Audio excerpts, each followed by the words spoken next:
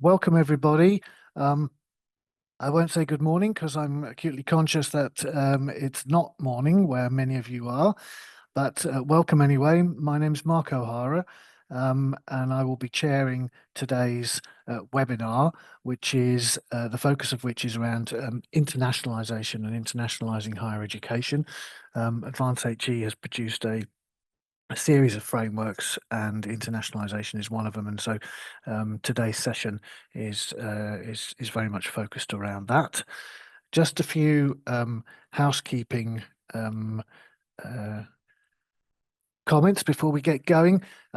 If you could, we'd be extremely grateful if you keep your microphones muted unless you're asking a question. By all means, turn your cameras on if you wish. It's always nice to see people. Please be aware the event is being recorded and transcribed. So that, just to let you know that is the case, and the recordings and everything will be made available to people within a couple of days or so. So hopefully by Friday you will have a link to the recording of the session. As I've said, if you could post questions for any of the speakers into the chat, that would be great.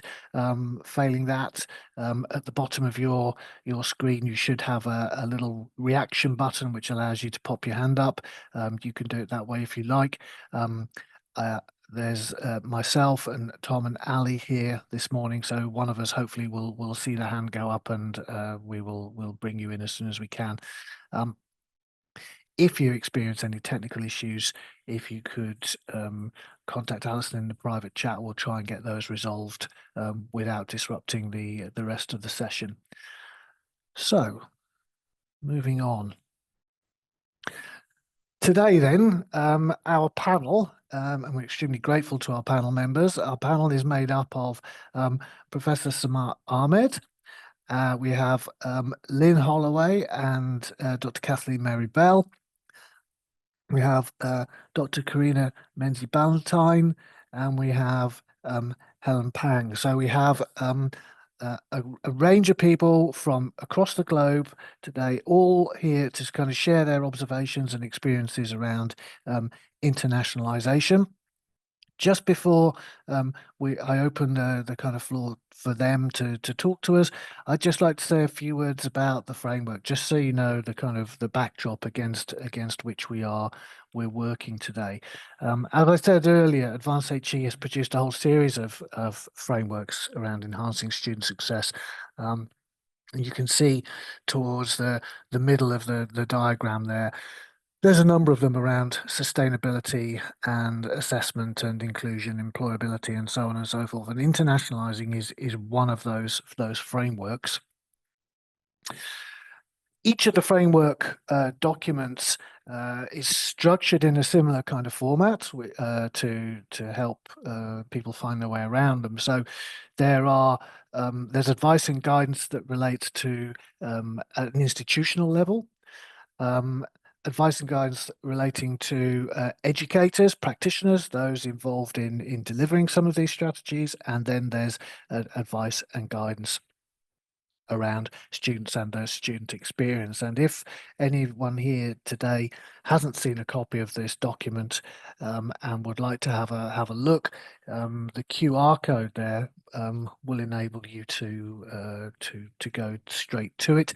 But as I say, if you don't manage to get to it today, you will receive the slides and the recording, so you'll be able to pick it up when that reaches you, probably at the end of the week. So that's the broad overarching framework that all of these documents follows. Just to look a little bit more closely at internationalisation, at the kind of institutional level, there are a series of statements and questions focused, I think, really around kind of three broad areas. First of which is around, what's the university's strategic priorities in relation to internationalisation? There's a set of statements around who the stakeholders are in your internationalisation policies and practices, and also I think a very strong theme coming through at the institutional level is around partnership working and what what true global engagement is all about, really. Moving down a level to sort of think about, well, below the institution, we've got the practitioners, the people that work in it, and what this means for them. And there's a series of statements in this kind of level around how educators can kind of, if you like, benchmark their courses, look at how their courses are doing in relation to internationalization, thinking about course development, thinking about learning, teaching, and of course, very importantly, assessment, and how internationalization can and could influence all these different aspects of their curriculum. And then at the core of this document is the students themselves and what internationalization might mean for students in relation to such important things as intercultural competencies, values, attitudes, mobility, knowledge, understanding, and so on and so forth. So whichever framework you look at, you'll see this kind of three-level approach from the institution to the practitioners, the educators, and the students. And as I say, if you want to have a look in more detail at the internationalization framework, you'll be able to get to it using that QR code when you get the copies of the slides. So, without more ado, because our time is very limited today, we're going to move to hear from our panel members, and I will stop sharing my screen. Okay. So I'm going to invite the panel members to say a few words, no more than 5 minutes apiece, based on their experiences around internationalization at their institutions and or their courses, and once the panel members have each had a chance to talk with us, we will go into a question and answer session. And as I said at the beginning, just in case anybody wasn't there, if you have a question based on what people have said, what panel members have said, then if you could pop it in the chat, I will try and bring you in a kind of orderly fashion so that we can have that question and answer discussion. So first up, I'm going to ask Karena to share her thoughts and observations around internationalization with the group. Karena, over to you. Thanks so much, Mark. And I'd like to begin by acknowledging the traditional owners of the lands from which we all meet here today. I pay my respects to their elders, and because we know they hold the wisdoms and the stories of generations. I come from a regional town called Bundaberg in Queensland, Australia. For those of you who like a drink, you might know the rum or the ginger beer, depending on your preferences. And that is the traditional lands of the Gurang, Gurang, Tarablang, Bunda and Balai peoples. And I'm able to work from Bundaberg because I work for Australia's largest regional university, which may seem strange that I'm the person talking about internationalisation. You'd think maybe I would be based at, University of Queensland or one of the sandstone unis to work with global partners. And I confess, when I moved to CQ University, it was very much with the intent of proving that you can internationalise, you can be inclusive at any universities, especially regional universities, who often need more help in this regard. So when I talk about acknowledgement of country, I'm very blessed to be in an institution for whom this is actually a core value. So when we talk about institutionalizing our curriculum, institutionalizing our institutions as a whole, I think sometimes we forget our First Nations people and the importance of including that perspective, as well as those of our neighbours and those across the globe. So as a regional university, we actually really focus on bringing those global perspectives in, because many of our students are equity students, many are first in family.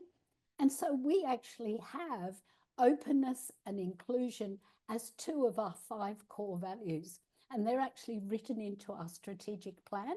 Now, on our metropolitan campuses, that might mean inclusion in terms of some of the 50 nations from which we have international students. In a township like Bundaberg, where my students are predominantly Anglo-Saxon and may never have left the region, it's about bringing that global perspective to them. Now, I'm blessed to be in an institution that backs this, and that's why I really acknowledge that the framework starts with the institution, because in the work that I do, I see pockets of excellence everywhere, in classrooms, in lecture halls with particular universities, but it's not systemized. And it becomes inequitable because depending which lecturer you have, you ended up having that global experience or not. One of the things that it works for our university in terms of that inclusion is we are blessed to have Graham Innes, some of you may know the name, international human rights lawyer, who is our chancellor, but he's also completely blind. So you can imagine he keeps us on our toes in terms of that diversity and inclusion agenda. So there's our system level, and I am lucky enough to be in a context that acknowledges that. Not everybody is there, and sometimes you have to work from the inside out. My own work as a teacher, educator and researcher is in the field of education for global citizenship, global competence and sustainable development. So you'll forgive me, Mark, if I take 2 minutes and I'm crossing over a couple of your frameworks, because we recently did a Delphi study amongst teacher educators, 15 educators across the globe, and we asked them about these different terms: internationalisation, global citizenship, intercultural competence. Which do they use? Why do they use them? Which do they prefer? And we found at the end of the day, they said it's vitally important you look at the nuances, you look at the political agendas behind them. But when it comes to your context, your classroom, you need to get an agreed definition of what it is you mean by whatever term it is that you are using. And when we boiled it down to that, and you, Mark, you touched on this, we found it was a collective understanding of the knowledge, skills, values, attitudes, and actions that the lecturers, the students need to engage in and effectively contribute to our globalized, multicultural world. So how does that boil down? And I'm just giving you a snapshot case study here. Empower, our research cluster, was set up specifically in the area of global education for sustainable futures. But as the name implies, it was set up to empower or amplify the voices of the Asia Pacific, because we found that our area of research was very US, UK, Eurocentric. And there was wonderful work being done this side of the world, but it was not being exposed globally. So I've got students from Bangladesh and Indonesia and Pakistan who all work together in this field. I'm also working with UNESCO and with the Asia Pacific Centre for International Education for International Understanding that is based in South Korea. And we're working around, you may have heard of UNESCO's new recommendation on peace, human rights, and sustainable futures or sustainable development. Its longer term includes intercultural understanding and global citizenship as well. So we work in research, we're developing roadmaps to implement the recommendation, and all of that filters down into my courses. I teach a unit called Sustainability Through Active Citizenship, where we explore the Australian humanities curriculum, but we also take that opportunity to look as self, as a local, national and global citizen, and how it is an honour to be able to educate the citizens of the future. So we talk about the ways those students can bring their diversity, celebrate that in their classrooms. Thank you, Mark. No, thank you, Karena. That's great. That's got us off to a fantastic start. Okay, let's move now then. Samar, would you like to share your thoughts with us? Yes, absolutely, Mark. After taking on Karena's lead on this, I'd like to maybe just give a little bit of context here, because I come from a different maybe region. I'm from the Middle East. I work in the Middle East, all around the Middle East, and my main focus is curriculum design and adaptation, and of course, institutional adaptation for changes that happen in the curriculum. This is basically what I've been doing for the past 26 years in multiple institutions. And at this point of time, my main interest and my main focus is trying to take a look at what artificial intelligence is going to do with our curricula and how we can get ourselves adapted to that. Now, I won't speak about that a lot, but I really want to maybe reflect a little bit on internationalization and how this has emerged and evolved over the past 10 years, but then how it has become a mandate at this point of time with the new emergence of artificial intelligence and the new strategies for education that we need to develop. We did a very recent study that spoke about maybe the contextualization of education, and we took a term that was called you guys in the West consider maybe a very bad term, appropriation of culture or cultural appropriation, and we tried to reinvent this term and see whether or not what exactly is needed for people to start adapting to various cultures that come into the curriculum, which is something that comes in with the whole concept of internationalization. When you open up your curriculum to the world, or when you open up your school to the world to bring in various cultures, what actually happens to the culture of the curriculum, which is very important. And we took this study, and it is available online. Maybe you'd like to take a look at it. But what we have identified is that in order to really create, as you have called in the framework, belonging and mattering, which is something very important when it comes to trying to implement or do any kind of change.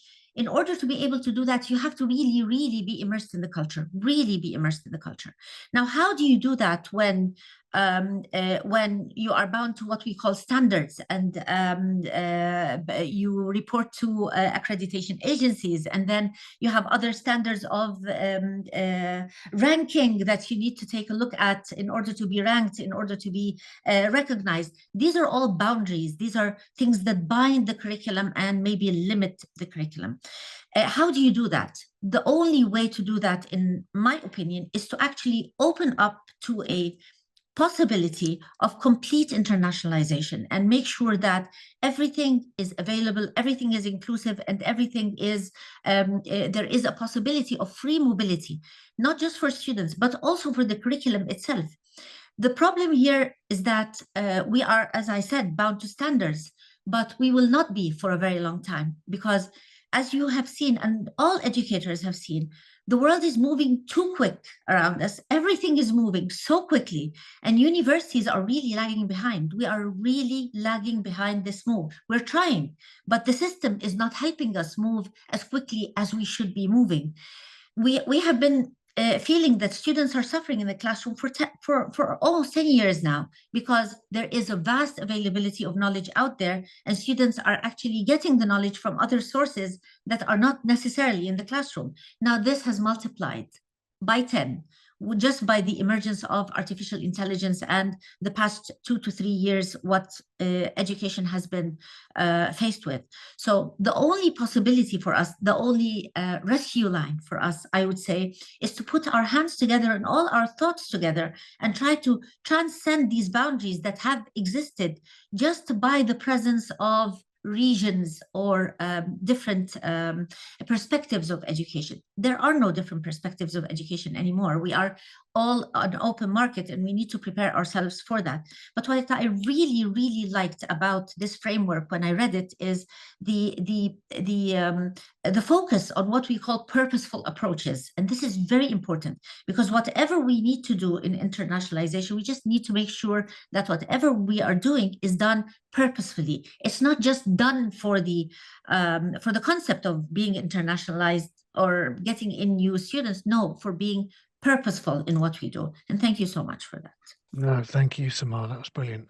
And it's already interesting that a couple of issues that have already cropped up that may well come back when people sort of have questions. At first, Karena was talking around sustainability, and there, Samar, you've just been talking around the importance of belonging and mattering, and the kind of challenges that face us all in achieving that in a kind of within an international context. So that's great.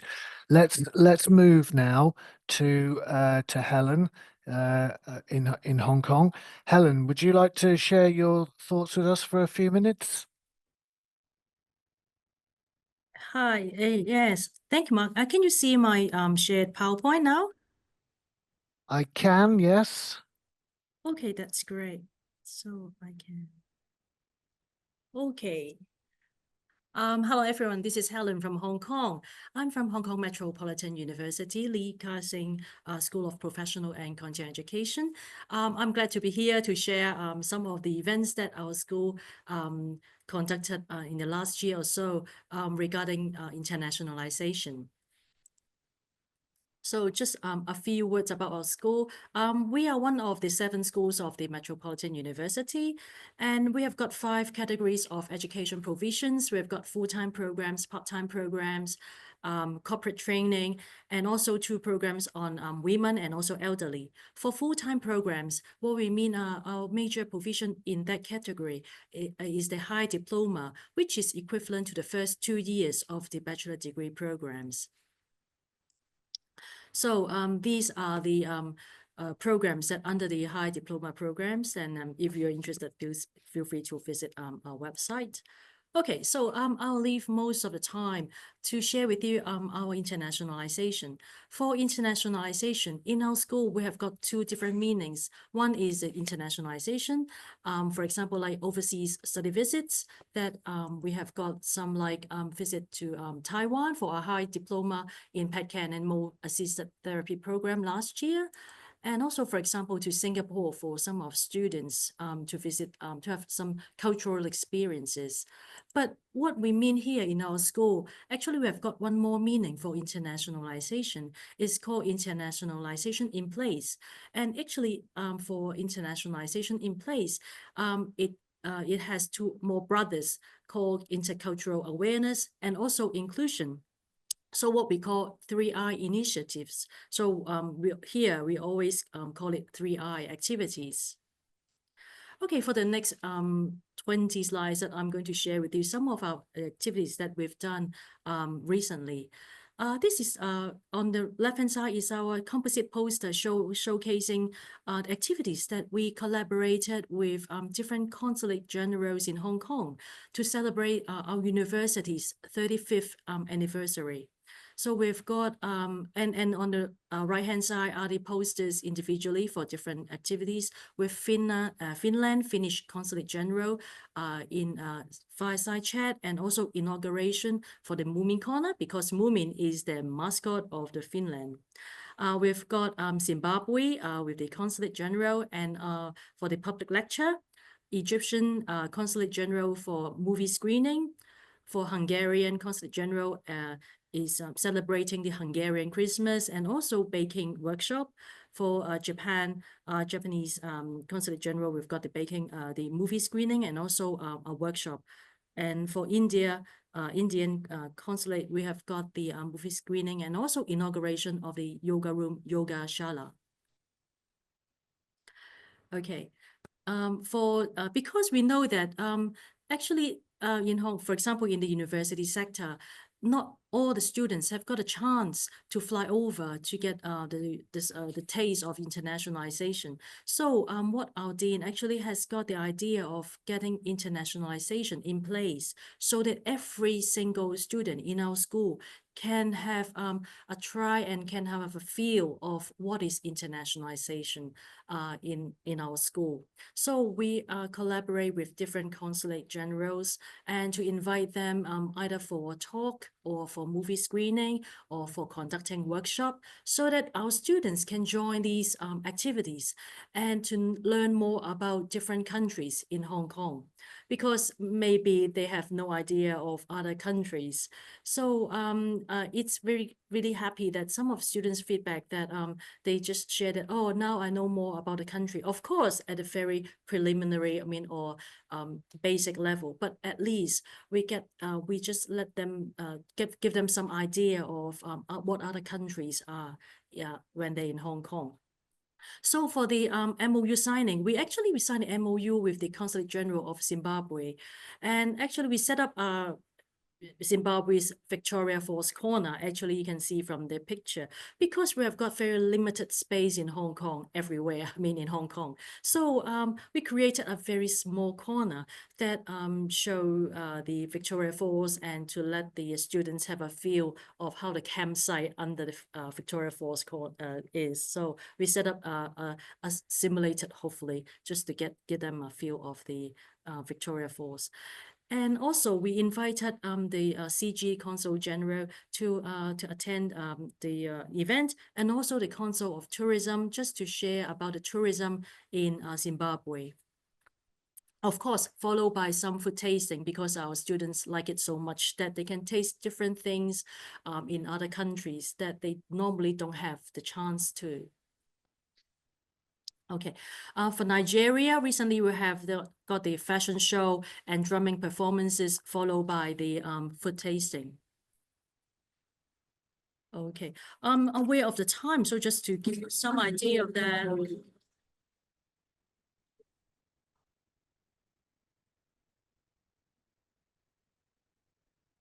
So this is the drumming. Okay. And for Germany, I'm going to just to show two more video clips before I finish my session. I'm aware of the time.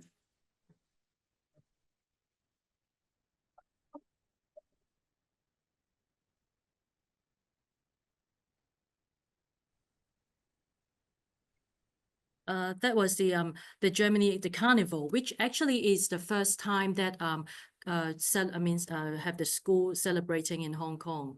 So we've got the India, and also the Coptic Church from Egypt, in Hong Kong, of course, and on Japan and Hungary.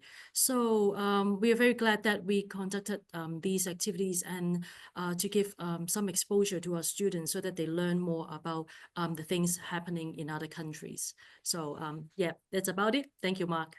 Thank you, Helen. Well, you've certainly been busy. Yeah, I just hope share that. Yeah, if you could stop sharing, that'd be great. No, I think one of the things that really leapt out at me was your point about internationalisation in place. And I think that's something perhaps we'd like to, people probably want to come back in, because the fact is, when it comes to internationalisation, and the percentage of students that will actually engage in a physical mobility exercise of some kind is always going to be dwarfed by the vast majority of students that don't in real terms. So this notion of internationalisation in place, is, I think, something that's going to be really important for all of us. So thank you for flagging that. So on to our final comments then from Lynne and Kathleen. Do you want to say a few words about your observations from your work at SPA? Yes, thank you. Hello, everybody. Ramadan Kareem to those who are fasting. I'm Lynne Holloway, and I'm Kathleen Bill. And we're really excited to be part of this discussion talking about internationalisation of higher education, particularly in the context of Sharjah Performing Arts Academy, where we work. It's the first of its kind in the whole of the MENA region. And we stand out not only because of our role in fostering creative arts, but also because we're situated in a region with such a rich and diverse cultural heritage. So this provides us with a lovely, perfect backdrop for embedding global perspectives.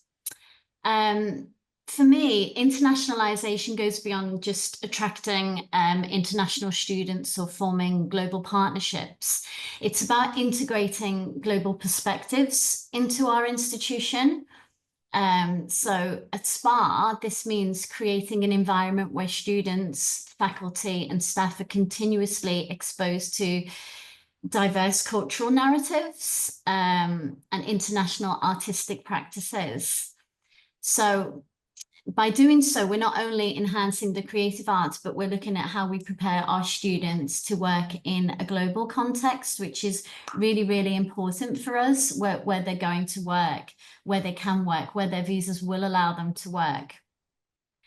From an institutional perspective, internationalisation at SPA involves embedding global art forms, diverse cultural dialogues, and international collaborations into the heart of our mission. I think given our unique location here, the challenge is to integrate these elements within a framework that honours the rich cultural culture we have here, whilst we simultaneously expand the students' global horizons.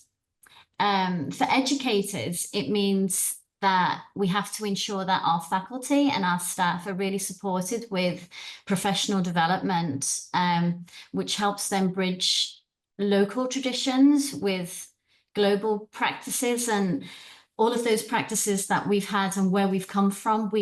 Although we teach and we speak English in this environment, we also speak a different language because we're from all different pockets of the world. And that's a challenge, but also something that's really exciting as well. From a student perspective, we ensure that internationalisation isn't just about studying abroad, but it's about engaging with a global community, which Samar was wonderfully explaining earlier. That's also really, really important about how we engage with a global creative community.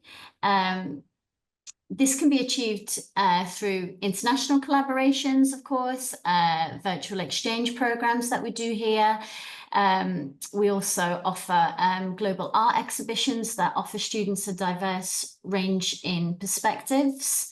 The curriculum, I feel, should be designed to encourage intercultural engagement, whether through interdisciplinary projects or international guest art collaborations, which we have a lot of here, don't we, Kathleen? Mm-hmm. And by offering those experiences, we prepare the students for careers that require both creativity and a global mindset. I guess to look at how we measure the effectiveness of our efforts at SPA, we assess this by tracking the students' participation in these international projects. We measure cross-cultural competencies through surveys, and we monitor the development of global partnerships with our other art institutions. Additionally, we evaluate the diversity of the artistic work that our students produce, and the impact that has locally and globally. So I guess in summary, what we have here is very unique. We have over 42 different countries, 42 different countries between our faculty, staff, and students here. And I guess that's about how we collaborate within the building together and how we all listen to each other to keep advancing our program and keep advancing our community throughout. Yeah, and I think one of our key things that we want to develop with them is that they become creatives themselves. So they are devising works and they're telling stories from their own cultures combined with techniques that they've learned from our culture. And it's like a constant conversation like through art and through story. So I think it's really a unique atmosphere. And I want to say that we have 42 countries represented, but we're only 300 people. So there may be just 2 from one particular country, or there might be the case from Egypt, 70. So it's a really interesting balance of also learning curve for us about we all speak English, but we all speak with a different accent because we come from different parts of the English-speaking world and also the rest of the world. So it makes for some funny misunderstandings and some not so funny sometimes. Yeah. But yeah, it's a constant adventure of how can we better communicate with each other. Yeah, absolutely. Thank you. We don't want to take any more time. No, thank you both. And what you were just saying made me think back to what Samar was saying earlier on about the importance of belonging and mattering, and how you go about doing that when you have, 2 students, as opposed to how you might going about doing that when you have 70 students. So that just raises, it was nice the way that kind of linked in. Okay, well, thank you very much to all our panel members. There is something in the chat, so I think we'll start with that. And if people want to pick up on anything our speakers have said about belonging or mattering or sustainability or internationalisation in place, or anything that any of the speakers have said, if you please pop it in the chat. But we'll get going with this first question, which is around some of the challenges that staff face when they're trying to implement internationalisation strategies. So I just wonder if we could ask our panel members to give some thought to what the challenges are and how they can be addressed to ensure, proper global engagement. Samar, could I ask you perhaps to respond first? Yeah, sure, Mark. So yeah, there are many challenges, of course, when it comes to on the ground implementation. And I would guess that the beautiful panelists before me, they've already referred to a number of those, like the language barriers and how to create a balance when you have an unbalanced student body, international student body, lots of these things. But I'd like to shed light a little bit on something a little bit bigger, which is the actual purpose of this internationalization and why it's being done. I believe that this is the main challenge. The main challenge is to create a purpose for the internationalization that is being done. And the problem here is that universities are under the pressure of return on investment and making sure that they are sustainable and that their practices are sustainable, which is something that should not really be pressuring education. And the net result is that we have other burdens that are coming in to mandate how we do this internationalization, how fast we do this internationalization, and how ready we are to open ourselves up to the market without really giving this a proper thought on the purpose of why we are doing this. So I think the main issue here is to create a proper purpose for the internationalization. And the second thing is to ensure, and this is very, very challenging, to ensure the competitive advantage of different services in the universities and different universities, despite the fact that we are all open up to each other now, and everything is visible and everything is available to the extent that we are becoming copies of each other. The problem is, how do we maintain our competitive advantage here? And universities, they need to remain competitive, actually, otherwise they will not thrive. So how do you bring in a competitive model like universities and open it up to something like internationalization without jeopardizing becoming just a copy of whatever is happening in Sharjah University or whatever is happening in Zayed University, or whatever is happening in any university in the world? So just maintaining the competitiveness, the uniqueness, let me say, of what is being offered by different universities, I think this is a big challenge. Thank you, Samar. Karena, did you have any thoughts about that question around some of the challenges facing staff and how they can address them? Yes, thank you, Mark. I jotted 3 things down as I was listening. I'm firstly picking up on Samar's point. One of the things, teacher education of all courses is one that's very locked down by accreditation. You have to have this many literacy, numeracy courses, and people say, oh, we don't have time to do this. We don't have the space to do this. And I've worked with so many lecturers in this context to say, all you've got to do is start looking at the text that you're exploring. We can bring intercultural understanding into mathematics. We can show some of the Islamic influences of numbers and creation, that sort of thing that we can bring in, instead of seeing an either or battle, that we have to teach this or we do global international perspectives. So getting that either or mentality out of our heads, I think, is one of the ways to overcome the challenge of accreditation. The second one is this thing about cost. We work with low socioeconomic students. They can't travel around the world. They don't have the funds. Even in New Colombo plans, you still have to find a couple of thousands. I have one of my PhD students at the moment looking at the potential of virtual exchange to build global competence, and it's amazing. The immersive experience of just engaging with their peers online is proving incredibly successful. And last but not least, I think one of the biggest barriers is fear. That because once you start talking values and cultures, teachers get nervous. Teachers in classrooms, teachers in universities, lecturers, they get nervous that they're going to tread on toes. So I think, those of us that work in this community need to spend time providing that safe and supportive environment where they can try, and to some degree where they can fail, where they can try different methods, where they can explore different methods, knowing that it is done in that academic supportive environment, that we can work in those safe and brave spaces to explore new ideas.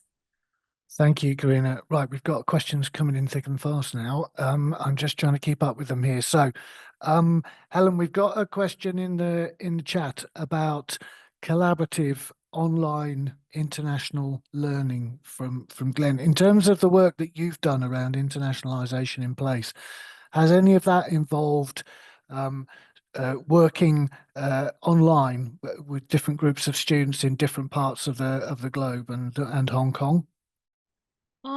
Okay, thank you, Mark, and thank you for the question on that. Well, we have, but not many. For example, actually, during the COVID time, we do have some virtual courses actually that our students, for example, have attended the online course, virtual course with the universities in Australia, in Finland, and maybe in Japan, I'm not too sure, but definitely in Australia and in Finland that I'm aware of. So I think that may be part of the internationalization in place, online through. And also we are thinking also maybe some of the collaboration with the universities overseas, and to have some collaboration on the online courses as well. So that is definitely one of our options under the 3I. Internationalisation in place. Thank you, Helen. I think the other point I'd make about the collaborative online international learning point as well, Glenn, is that you, from a member of staff's point of view, you have to control the process. You can't just chuck the students in and then hope that it'll work.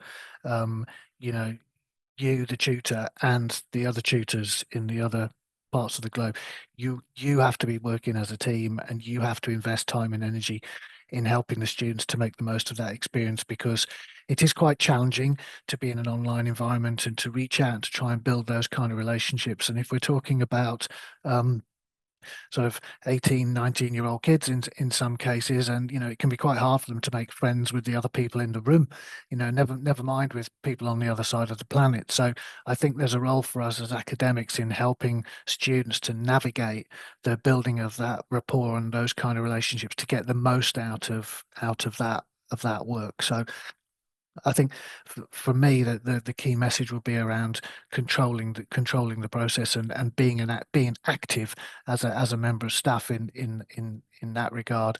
There's another one as well I've seen in the chat about impact from Ola in University of Bristol, which I thought was very, very important. It's quite a long piece in the chat, but basically I was talking around an awful lot of the work they do around kind of on campus, internationalization in place, at home kind of stuff. But it's how do you measure the impact of this? So where shall we go? Kathleen, Lynne, any thoughts about how would you measure the impact of whether, you talked earlier on around kind of intercultural competencies and, how you help, small groups of students to feel like they belong. How do you measure whether you're successful or not?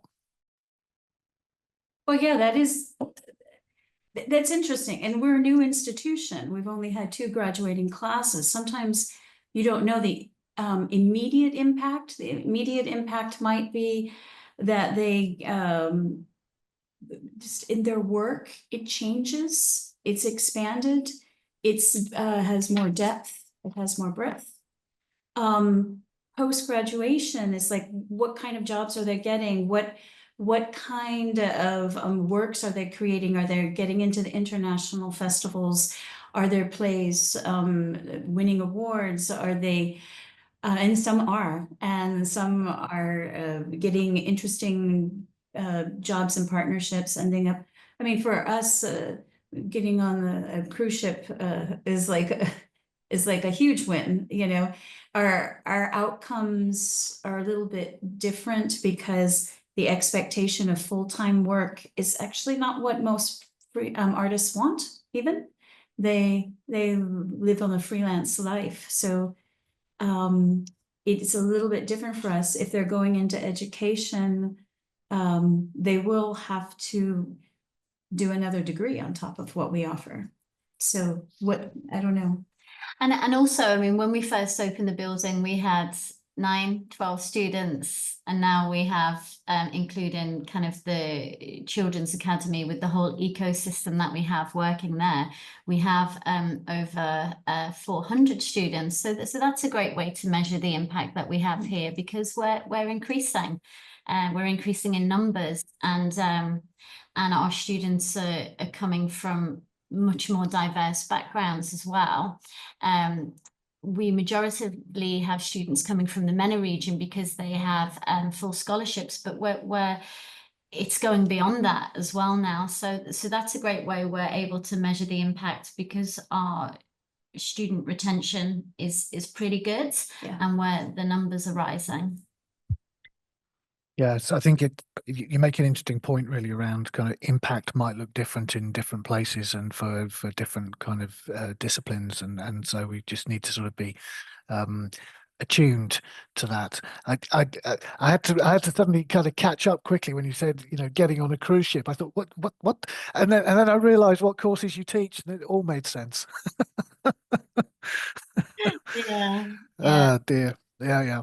And the diversity of work that our students go out to, I mean, as I said earlier, that's really important for me as an educator. It's not just about where our students are coming from, how I'm teaching them in this international setting, but it's where's their vision? Where do they want to go? Where can they go? Where will their visas allow them to go? There's no point in me teaching in this specific way if it bears no relevance to where that student might actually go and share their skills later on. So that's really important to always have in your mind's eye within this creative artistic setting. Yeah. But I think it's encouraging. Yes, go on, Kathleen. It's important. Yeah. Sorry, I missed that, Kathleen. Please, could you say that again? Encouraging entrepreneurship is extremely important for everyone. Creating your own work, creating your own job opportunities. I think that's the absolute most important skill that we can help them with. Thank you. Samar, did you want to add something? Yeah. Actually, Mark, thank you so much. That's amazing. Like, taking a look at how things exponentially grow, that's wonderful.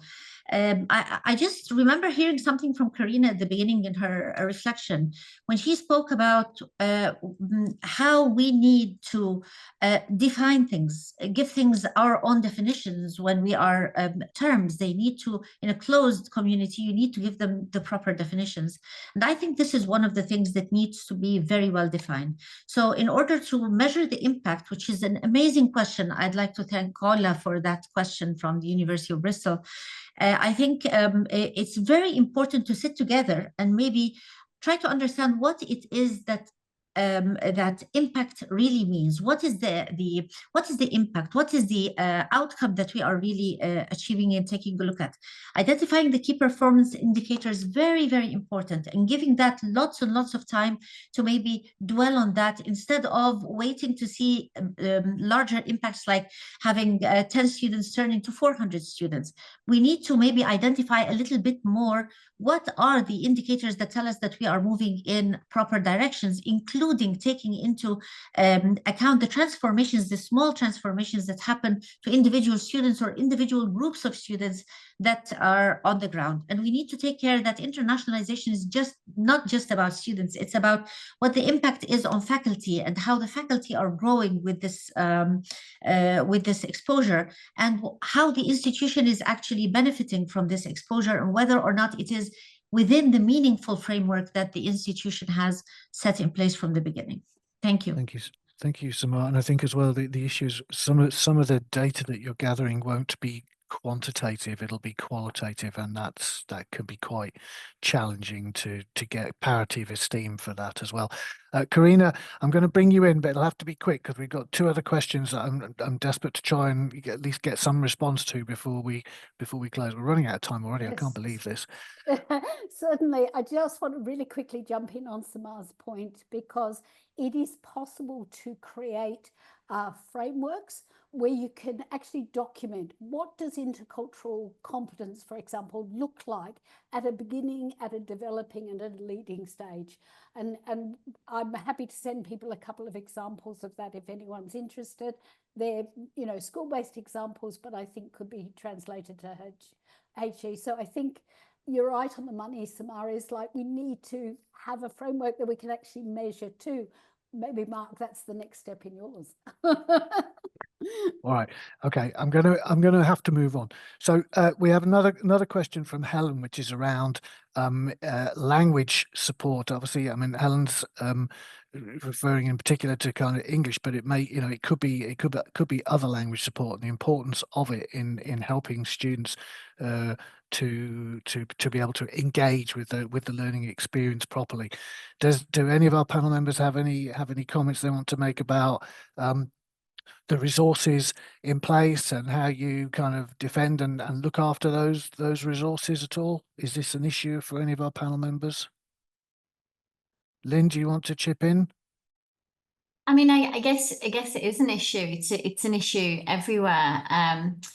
I mean, as a tutor, I'm desperately trying to learn Arabic so that I can integrate within the classroom, even though we have to speak in English. I'm a ballet specialist, so I teach in French in the class. So I have English, French, and then I have Arabic. But then within that setting, there are several different types of Arabic that are being spoken for me to learn. And it's incredibly difficult because where do I place my Arabic in trying to learn within that? But I guess it's just about being playful within the setting, being open to the several different types of Arabic that I'm being taught by the students within that setting of teaching French and English in that classroom. Me personally, I'm privileged enough to be able to travel. So I'm really traveling within close-knit countries here to learn more about the language and the culture and how that integrates within the classroom setting. Not everybody has that opportunity, of course, but me personally, I'm trying to learn Arabic, but I'm learning Egyptian Arabic because most understand the Egyptian Arabic, and our student body here is predominantly Egyptian. So that's one way I'm trying to integrate kind of language barrier. But also I teach a physical class, so language isn't just about spoken language, it's about movement. And I learn and listen so much by how students express themselves to me physically within a classroom as well. I think it's thank you for that. We are really running out of time fast, but I thank you for raising it, Helen, because I think it is a crucial point. I know from having worked in one institution where there was English language provision. It's just that some of the students couldn't access it because the engineering department had decided to schedule their engineering lectures at the same time, and they took priority, didn't they? So you get these kind of problems that without that language, the students simply couldn't, were disabled in terms of being able to engage with the curriculum. So I think it's a vitally important point.